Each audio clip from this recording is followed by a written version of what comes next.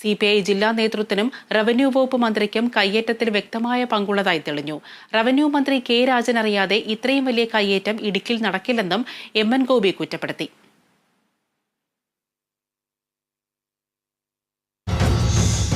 തിരുവനന്തപുരം വട്ടപ്പാറയിൽ വിവാഹ വാഗ്ദാനം നൽകി യുവതിയെ പീഡിപ്പിക്കുകയും 5 ലക്ഷം രൂപ തട്ടിയെടുക്കുകയും ചെയ്ത കേസിൽ പ്രതി അറസ്റ്റിലായത് പാലോട് സ്വദേശി നിതിൻ. സമൂഹമാധ്യമം വഴി 2018 പ്രതി യുവതിയെ പരിചയപ്പെട്ടത്. കൊല്ലം ശാസ്താംകോട്ടയിൽ ഓടിക്കൊണ്ടിരുന്ന ഓമ്നി വാനിന് തീപിടിച്ചു.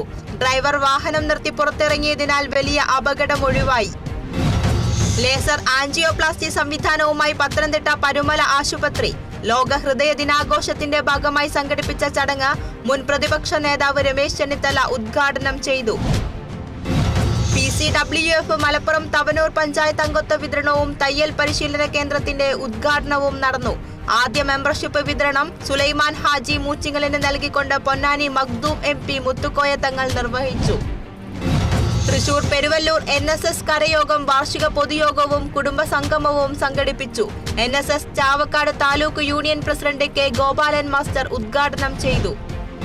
സമൂഹത്തിന് ദോഷകരമായ വിഷയങ്ങൾ പർവ്വതീകരിക്കുന്നത് ഒഴിവാക്കി ആധുനിക കാലത്ത് മാധ്യമങ്ങൾ പ്രത്യേക ജാഗ്രത പുലർത്തണമെന്ന് സാംസ്കാരിക വകുപ്പ് മന്ത്രി സജി ചെറിയാൻ. പത്രാധിപർ അനുസ്മരണവും പത്രാധിപൻ K സുകുമാരൻ സ്മാരക പ്രാദേശിക പത്രപ്രവർത്തക പുരസ്കാര സമർപ്പണവും ഉദ്ഘാടനം ചെയ്യുകയായിരുന്നു മന്ത്രി. പരിപാടി സംഘടിപ്പിച്ചത് SNDP യോഗം മാന്നാർ യൂണിയനും കേരള കൗമുദിയും സംയുക്തമായി.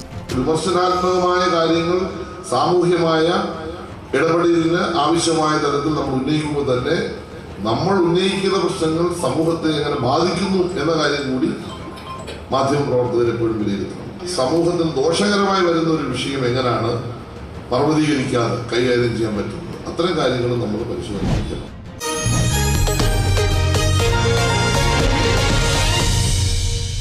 Style Home